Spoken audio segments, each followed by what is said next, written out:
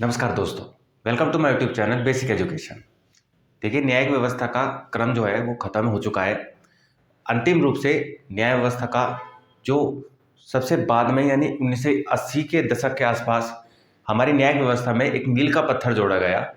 आम जनता के लिए, आम नागरिक के लिए, अल्पसंख्यक के लिए, गरीबों के लिए, कि उनकी जो पहुँच है न्याय तक, तो न्यायिक व्यवस्था जो पहुँच है उसको मजबूत बनाया जा सके। एक एक ऐसा पुल तैयार करा जा सके कि सीधी न्यायिक व्यवस्था तक पहुंच हो सके किसी भी व्यक्ति की, और किसी भी सब्जेक्ट को लेकर किसी भी कोई भी ऐसा उद्देश्य हो सकता है जो हमारे समाज में हमारे सामाजिक हित के लिए जरूरी है। तो कोई भी व्यक्ति इस न्यायिक जो व्यवस्था बनाई गई थी 1980 में, उसके द्वारा क्या कर सकता है, जो न्याय तक पहुंच अपनी बढ़ा सकता है। तो इसी को देखते हुए हमारे भारत में पहली बार PIL, पब्लिक इंटरेस्ट लिटिगेशन, याद रखिएगा, पब्लिक इंटरेस्ट लिटिगेशन, आप इसको हिंदी में बोलेंगे तो बोलेंगे जनहित याचिका। तो हमारे भारत में जो जनहित याचिका है, इसकी शुरुआत 1980 के दशक में हुई। और आप लोग ये पहले जानते हैं, आप लोग बड़े समझदार हैं, आप लोगों को पता है कि हमारे भारत में कोई भी चीज़ जब आती है तो कहीं ना कहीं से उसको लिया जाता है। तो PIL को हमने कहाँ से लिया, प्रश्न उठता है। तो हमारा प्रश्न का आंसर ये है कि PIL जो है, पब्लिक इंटरेस्ट लिटिगेशन, ये कहाँ से लिया हमने? ये लिया हमने अमेरिका के कॉन्स्टिट्यूशन से, अमेरिका के संविधान से हमने PIL को अपने संविधान में लिया है। यह हमारी न्यायिक व्यवस्था का एक अंग बनाया है PIL को। PIL की बात करें तो PIL की उत्पत्ति, ठीक है, उसका विकास, इन दोनों की जो विकास की अवधारणा जो है, उसका जन्म अमेरिका में 1960 के दशक में हुआ। आप लोग देख सकते हैं PIL की शुरुआत या विकास की अवधारणा 1960 के दशक में कहाँ पर हुई है? अमेरिका में। सबसे पहले PIL, पब्लिक इंटरेस्ट लिटिगेशन, की शुरुआत कहाँ पर हुई? अमेरिका में हुई। उसके बाद इसे प्रतिनिधित्वहीन समूहों को कानूनी प्रतिनिधित्व दिलाना। एक्चुअल में PIL का लक्ष्य क्या था? तो PIL का लक्ष्य यह था कि प्रतिनिधित्वहीन, यानी जो लोग जिनका कोई प्रतिनिधि नहीं करता है, प्रतिनिधि यानी जिनका कोई लीडर नहीं है, जिनके बारे में समाज के द्वारा नहीं सोचा जा रहा है, समाज से वो लोग कट गए हैं, अलग हो गए हैं, तो उन लोगों के हितों की रक्षा कौन करे? तो इन लोगों के हितों की रक्षा करने के लिए क्या काम हुआ? PIL की शुरुआत की गई। जैसे गरीब, पर्यावरणवादी, उपभोक्ता और अल्पसंख्यक लोग। देखिए भाई, गरीब लोग के पास पैसा नहीं होता है ना, गरीब लोग कहाँ जाए न्याय पाने के लिए, तो उनके लिए एक हथियार बनाया गया PIL। दूसरा, पर्यावरणवादी, यानी हमारा जो एनवायरनमेंट है, एनवायरनमेंट को जो नुकसान पहुंचाया जाता है, चाहे आप जल प्रदूषण को लेके कह सकते हैं, वायु प्रदूषण को लेके कह सकते हैं, और आजकल हमारा जो टेम्परेचर बढ़ रहा है हमारे पर्यावरण का, उसको हम लेके कह सकते हैं, जो हमारी गैसेस होती है। तो इन गैसेस को रोका जाए, या दिवाली पे जिस तरह से पटाखे जलाए जाते हैं, तो पटाखों को लेकर सुप्रीम कोर्ट में याचिकाएं दाखिल की जाती हैं। तो अगर आप भी पर्यावरणवादी हैं, तो आप भी अपने पर्यावरण को बचाने के लिए सुप्रीम कोर्ट में क्या कर सकते हैं? PIL को दाखिल कर सकते हैं। और अगर आपकी PIL वैलिड है तो उस पर सुनवाई भी होगी और उस पर फैसला भी दिया जाएगा। तो गरीब, पर्यावरणवादी, उपभोक्ता और अल्पसंख्यक, ठीक है, ये ध्यान रखिएगा, जो PIL होती है वो पर्सनल भी दी जा सकती है और पब्लिक के लिए भी दी जा सकती है। समझ रहे हैं आप? अगर आपके साथ कुछ गलत हुआ है और उस पर फैसला सुना दिया गया है, या आपको लगता है कि मेरे साथ पुलिस के द्वारा कुछ गलत किया गया है, तो आप ये कर सकते हैं कि डायरेक्ट एक वकील के माध्यम से सुप्रीम कोर्ट में PIL दाखिल कर सकते हैं उस सब्जेक्ट के थ्रू, कि मेरे साथ ये हुआ है। अगर सुप्रीम कोर्ट को लगता है कि PIL जो डाली गई है वो वैलिड है और इस पर सुनवाई की जानी चाहिए, तो सुप्रीम कोर्ट इस पर सुनवाई को चालू कर देगा। और आपको इसमें क्या होगा, जो आपको न्याय नहीं मिल पाया था किसी कारण से, तो अब आपको न्याय मिलने के चांसेस बढ़ जाएंगे। इसके बाद में बात करें भारत में PIL की शुरुआत कब हुई, कैसे हुई, कहाँ हुई, किसके कहने पर हुई, ठीक है? तो भारत में पीआईएल की शुरुआत जो है, यानी जनहित याचिका जिसको बोलते हैं, जनहित याचिका, भारत में जनहित याचिका का शुरुआत जो हुई है वो किसके कहने पर हुई है?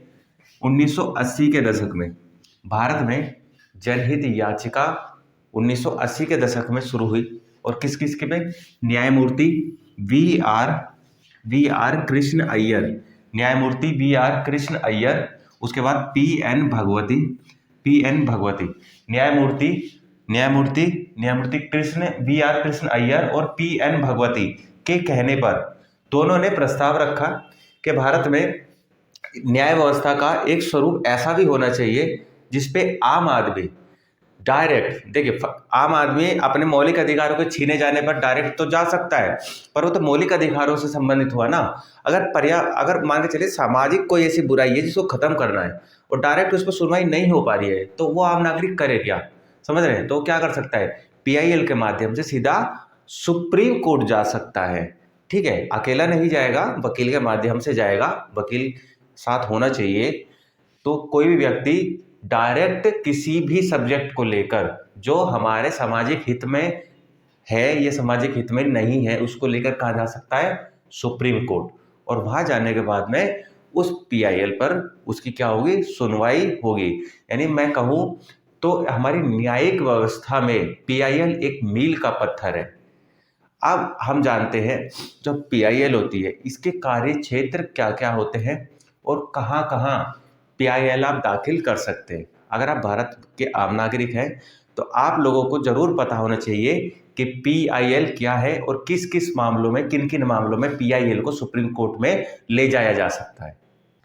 आइए अब शुरू करते हैं पीआईएल के विषय क्षेत्र क्या क्या है। तो विषय क्षेत्र की अगर मैं बात करूं तो सबसे पहला विषय क्षेत्र हम देख सकते हैं आपका बंधुआ मजदूरी। क्या कर सकते हैं हम? पहला विषय क्षेत्र है आपका बंधुआ मजदूरी। यानी अगर आज की डेट में भी अगर आप कहीं भी, अगर आप सामाजिक लोग हैं, अगर आप चाहते हैं समाज का विकास हो और आप कहीं जा रहे हैं, आप देख रहे हैं कि किसी भी व्यक्ति से जबरदस्ती मजदूरी कराई जा रही है, तो आप क्या कर सकते हैं? बंधुआ मजदूरी को लेकर वकील के माध्यम से सुप्रीम कोर्ट में पीआईएल दाखिल कर सकते हैं। इसके बाद में दूसरा जो इसका सब्जेक्ट है वो है उपेक्षित बच्चे। यानी कुछ बच्चे ऐसे भी होते हैं जो समाज द्वारा ठुकरा दिए जाते हैं, जिनको अनाथ बोल देते हैं या जिनके माँ बाप मर जाते हैं, इस तरीके के बच्चे जो, या फिर ऐसे कुछ बच्चे जो नाजायज़ कहलाए जाते हैं। तो इस टाइप के बच्चों को समाज के द्वारा जो ठुकराया जाता है, तो उनको समाज में एक सम्मानजनक स्थान प्राप्त हो, उनको शिक्षा मिले, उनको जो खाना मिलना चाहिए, जो कैलोरी मिलनी चाहिए डेली बेसिस पे वो मिले, और हमारे भारतीय संविधान ने जो अधिकार दिए वो सारे अधिकार उनको मिले। समझ रहे हैं? तो इन सब को देखते हुए कोई भी व्यक्ति उपेक्षित बच्चे अगर ऐसे देखता है तो उनकी सहूलियत के लिए सुप्रीम कोर्ट में पीआईएल दाखिल कर सकता है।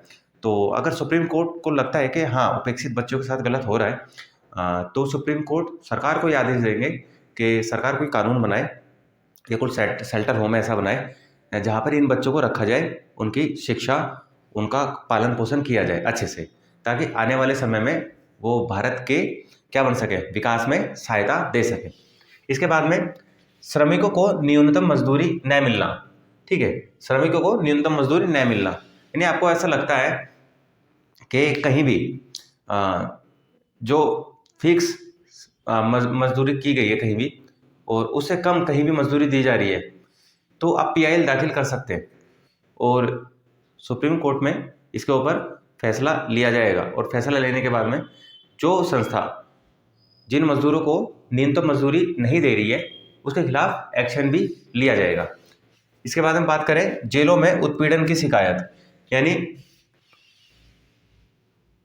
अपराध करने के बाद में सजा पाने के लिए लोग कहाँ जाते हैं? जेल में। तो जेल में ऐसा होता है कि कभी कभी जो जेल के अंदर प्रशासन होता है, जेल प्रशासन, वो कैदियों के साथ बुरा व्यवहार करता है। अच्छा खाना ना मिलना, बेसिक फैसिलिटीज़ ना मिलना, और कभी कभी ऐसा होता है कि एजुकेशन के हिसाब से जेल में सेल में आपको बांट दिया जाता है।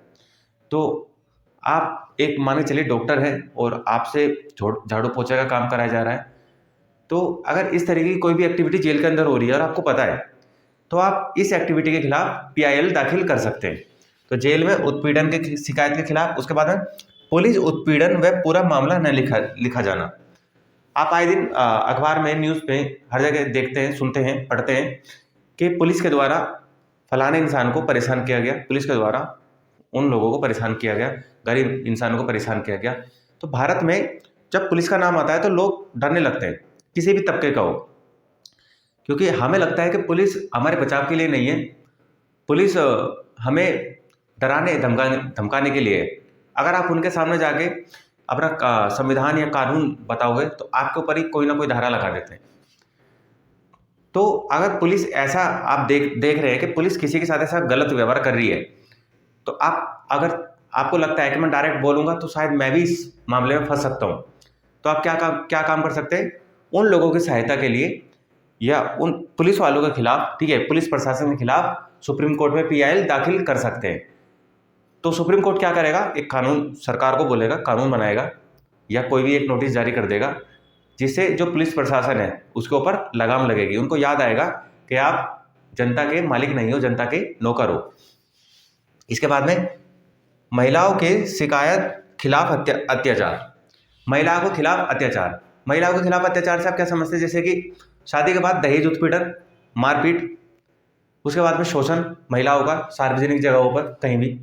तो अगर इस तरह की कई शिकायतें मिल रही हैं देखने को, या भारत में जैसे दहेज उत्पीड़न का बहुत मामला आता था 1950 से लेकर 1980 तक के दशक तक, ठीक है, अभी भी वर्तमान में हम 22वीं सदी में जी रहे हैं और अभी भी हमें ये चीज़ें देखने को मिल जाती है। तो सुप्रीम कोर्ट ने पहले ही बहुत सारी गाइडलाइंस जारी की गई हैं। तो वो गाइडलाइन जो जारी की है वो कैसे की है? PIL के माध्यम से किसी ना किसी ने इसके खिलाफ PIL दाखिल करी होगी, सुप्रीम कोर्ट ने उसके ऊपर जजमेंट दिया होगा और सरकार ने कानून बनाया होगा। तो ये महिलाओं के खिलाफ अत्याचार के मामले में PIL आप दाखिल कर सकते हैं। इसके बाद में पर्यावरण प्रदूषण संबंधी याचिकाएं।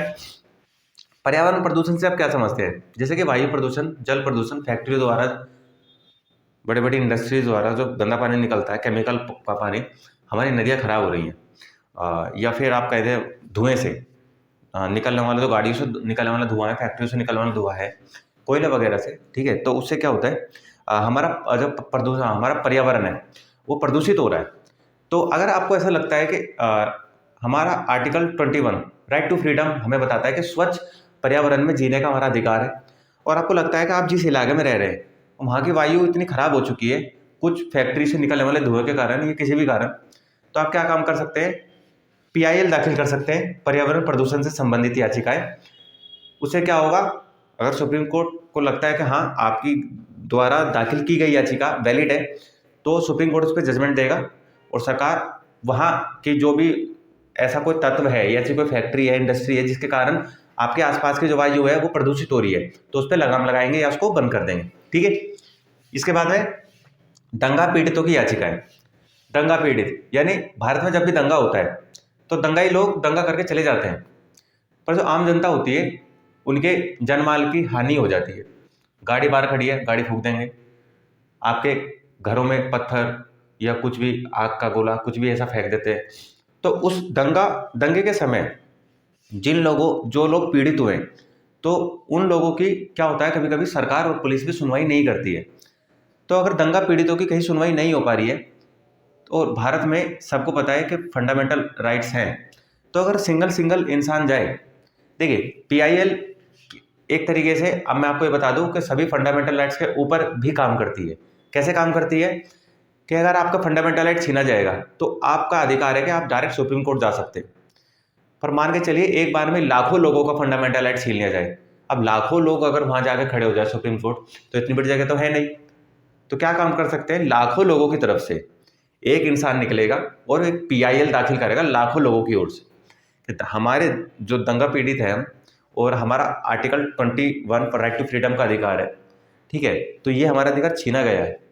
तो इस चीज़ को देखते हुए, यानी सभी जब बात मौलिक अधिकारों की हो और लाखों यानी बहुसंख्यक संख्या में बहुत ज़्यादा में हो, तब PIL को दाखिल करा जाता है। तो दंगा पीड़ित जो लोग होते हैं उनको न्याय दिलाने के लिए क्या करी जा सकती है? जनहित याचिका यानी PIL दाखिल करी जा सकती है। इसके बाद में जनजातीय लोगों का पुलिस द्वारा उत्पीड़न। जनजातीय लोग जो हमारी ट्राइब्स होती हैं, तो वो जंगलों में रहती हैं, उनको हमारे शहरी कल्चर के बारे में इतना नॉलेज नहीं है, वो अपनी जंगल के अंदर रहती है और जो उनका ट्रेडिशन है उसी को अपनाती है।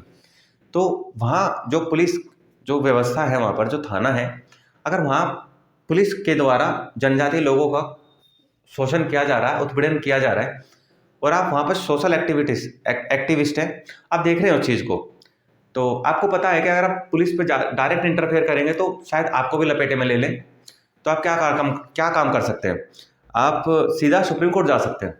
सुप्रीम कोर्ट जा सकते हैं और सुप्रीम कोर्ट जाके पूरी कहानी जो डिटेल में आप लिख सकते हैं अपने PIL में, और सुप्रीम कोर्ट को लगता है तो सुप्रीम कोर्ट उस पर जांच बिठाएगा और उसके खिलाफ कार्रवाई की जाएगी। ठीक है, तो जनजातीय लोगों के का पुलिस द्वारा उत्पीड़न के खिलाफ आप क्या कर सकते हैं? याचिकाएं दाखिल कर सकते हैं। क्वेश्चन ये है कि दाखिल तो कर सकते हैं, किन किन मामलों में नहीं कर सकते हैं? देखिए, आप भारतीय नागरिक हैं और हमारा लिटरेसी रेट जो है पूरे भारत में 75+ तो चला ही गया है। अगर 75+ चला गया है, आप समझदार हैं, तो आपको पता होना चाहिए कि PIL किन किन उसमें दाखिल करी जा सकती है, क्योंकि कभी भी किसी के साथ कुछ भी हो सकता है। समझ रहे हैं? तो आपको अपने अधिकार, अपने फंडामेंटल राइट्स या फिर कुछ हमारे न्यायिक जो आधार हैं वो हमें पता होना चाहिए। जैसे एक न्यायिक आधार में PIL है, तो किन किन मामलों में हमारी याचिकाएं दाखिल नहीं करी जा सकती।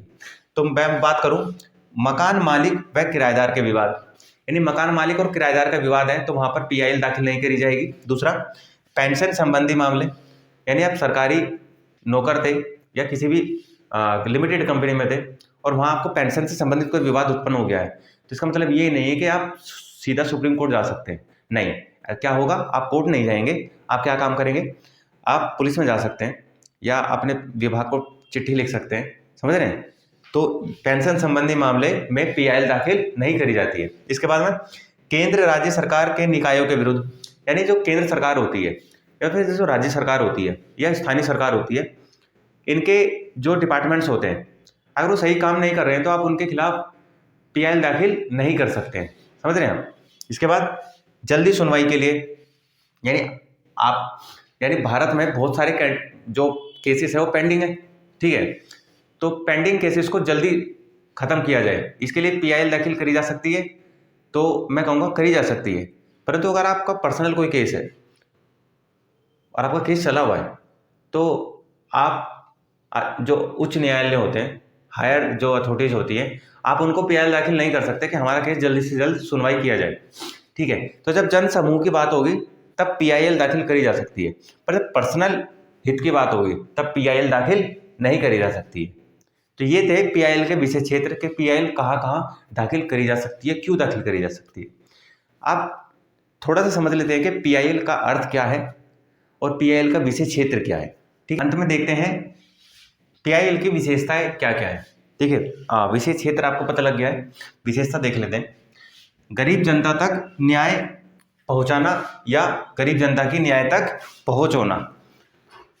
PIL का सीधा सीधा लक्ष्य यही है कि गरीब जनता तक न्याय पहुंचे। ठीक है, और गरीब जनता तक का जो न्याय की जो पहुंच है गरीब जनता की, वो न्याय तक पहुंच उनकी होनी चाहिए। ठीक है, उसके बाद PIL एक सहकारी प्रयास है, यानी किसी निजी अवधारणा को लेकर तो PIL जारी नहीं किया गया है या बनाया नहीं गया। PIL एक सहकारी प्रयास है, समाज के हितों की रक्षा करने के लिए। वैसे तो समाज के हितों की रक्षा करने के लिए हमारे बहुत से अधिकार हैं, परंतु जब समूह की बात आ जाए, किसी सिंगल पर्सन की नहीं, सब समूह की बात आए, तब हम PIL को याद रखते हैं। इसके बाद बात करें PIL में न्यायालय की भूमिका। जब PIL दाखिल करी जाती है तो उस समय न्यायालय की जो भूमिका है, पारंपरिक कार्यवाही की तुलना में अधिक मुखर, यानी जब भी न्यायालय में नॉर्मल कोई भी ऐसा केसेस में सुनवाई होती है तो जो न्यायालय की उस समय की जो एक्टिविटी होती है और जब PIL दाखिल करी जाती है और उस समय की जो एक्टिविटी होती है, दोनों डिफरेंस है। यानी PIL के समय न्यायालय मजबूत हो जाता है और उसके द्वारा दिए गए जो डिसीजन होते हैं वो पूरे समाज के लिए एक आधार का कार्य करते हैं। तो हमारा जो PIL है, मैं आपको बताऊंगा, हमारी PIL एक तरीके से आप कह सकते हैं कि न्यायिक समीक्षा का ही दूसरा रूप है। समझ रहे हैं? न्यायिक समीक्षा का ही दूसरा रूप क्या है? PIL है। तो भारत में आप न्यायिक समीक्षा, यानी जब भी कोई कानून पारित करा जाता है तो सरकार उसके खिलाफ सरकार के खिलाफ क्या न्यायालय क्या कर सकता है? जुडिशियल रिव्यू कर सकता है। ठीक है, इसके बाद में समाज के अगर हितों का संरक्षण नहीं हो पा रहा है तो कोई भी व्यक्ति पीआईएल दाखिल कर सकता है। तो उस पीआईएल पर न्यायालय क्या करेगा, कार्यवाही करेगा। अब वो पीआईएल किसी के भी विरुद्ध हो सकती है। बस कुछ जो मामले मैंने बताए थे, मकान मालिक किराए विवाद मामले, ठीक है, ये पेंशन ग्रेजुएटी मामले, इनको आदि को छोड़कर ऐसे कोई भी सार्वजनिक हित से संबंधित कोई भी मामला है तो कोई भी व्यक्ति पीआईएल दाखिल न्यायालय में कर सकता है। देखिए ये था पीआईएल। तो अभी जो हमारा संविधान का भाग 5 है वो यहीं समाप्त होता है। इसके बाद अगला जो वीडियो आपकी आएगी वो आएगी भाग 6 पे। भाग 6 यानी राज्य सरकार से संबंधित है कि राज्य सरकार के अंग क्या है, राज्य सरकार में जो कार्यपालिका है उसका कार्य क्या है, या फिर राज्य का जो मुखिया होता है राज्यपाल, उसकी नियुक्ति किस प्रकार, उसके पावर क्या क्या है, किन किन को नियुक्त करता है, राज्य विधानमंडल के बारे में हम पढ़ेंगे। तो ये पढ़ेंगे हम आपका भाग 6 में। तो अगली वीडियो आएगी आपकी भाग 6 में।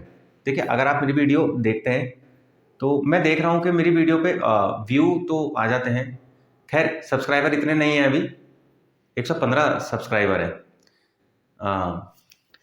तो मेरी कोशिश यही रहती है कि वीडियो में मैं ज़्यादा से ज़्यादा कंटेंट तैयार करूँ। तो आप लोगों से निवेदन यही रहेगा कि अगर आप मेरी वीडियो देखते हैं तो कृपया करके उसको पूरा देखें, समझ रहे हैं। आपके वीडियो पूरा देखने से मुझे बहुत मदद मिलने वाली है, क्योंकि चैनल मोनेटाइज करने के लिए कम से कम 1000 सब्सक्राइबर और 4000 घंटे तो चाहिए। तो जब तक आप लोग मेरी वीडियोस पूरी नहीं देखेंगे तो मेरा जो टाइम है वो इंक्रीज नहीं हो पाएगा। तो आप लोगों से बिना निवेदन मेरा यही है कि आप लोग मेरी वीडियो को देखें और पूरा देखें, और इसके बाद वीडियो को शेयर भी कर दें और लोगों के पास में जो आपके फ्रेंड सर्कल में हैं, जो सरकारी नौकरी के लिए तैयारी कर रहे हैं, या नॉर्मली आपको आपके राइट्स तो पता ही होने चाहिए ना। पॉलिटी में कुछ चीज़ें ऐसी होती है जो आम नागरिक को भी पता होनी चाहिए। तो आप किसी को भी फॉरवर्ड कर सकते हैं और उनको सजेस्ट कर सकते हैं कि आप ये वीडियो देखें। तो आप लोगों का सपोर्ट अगर मुझे मिलेगा तो मेरा हौसला बढ़ेगा और मैं ज़्यादा से ज़्यादा अच्छे से अच्छा कंटेंट आप लोगों के लिए ला पाऊँगा। धन्यवाद।